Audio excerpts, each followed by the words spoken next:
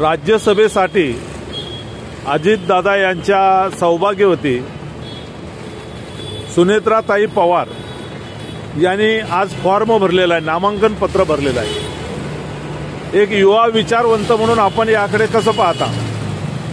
निश्चितपणानं आज हे स्पष्ट झालं की देशाच्या आणि महाराष्ट्राच्या राजकारणामध्ये घराणेशाही लोकशाहीच्या विरोधात कशा पद्धतीने चिकटून राहिलेली आहे।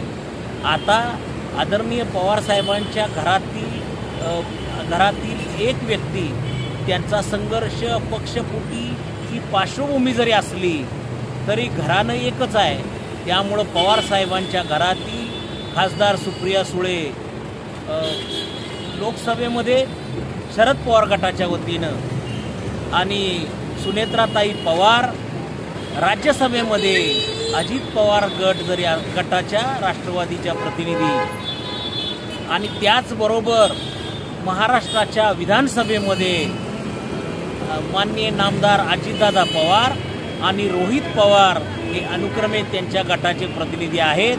मात्र ते एकाच घरातली मंडळी लोकसभेत, राज्यसभेत आणि विधानसभेमध्ये आहेत। आता फक्त विधान परिषद महाराष्ट्राची हे एकमेव सभागृह शिल्लक राहिलंय की ज्यामध्ये यांच्या घरातला माणूस नाही।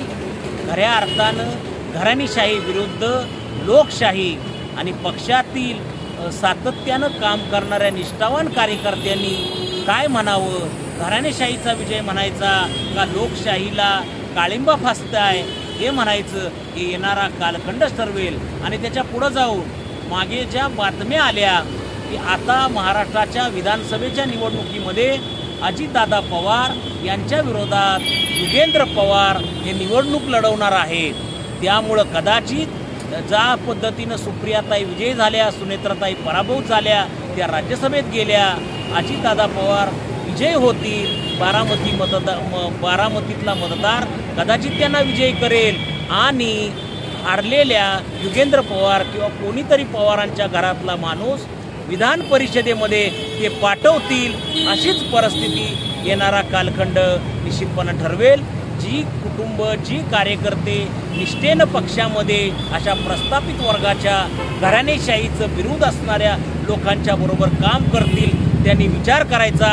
त्यांच्या घरातील लोक स्वखुशीनं लोक आग्रहास्तव सभागृहामध्ये पाठवायची का तुम्ही सुद्धा त्या सभागृहामध्ये केलेल्या कामाच्या जोरावर जाईल? हे येणारा काळ आणि त्या पक्षातील कार्यकर्ते निश्चितपणानं ठरवतील।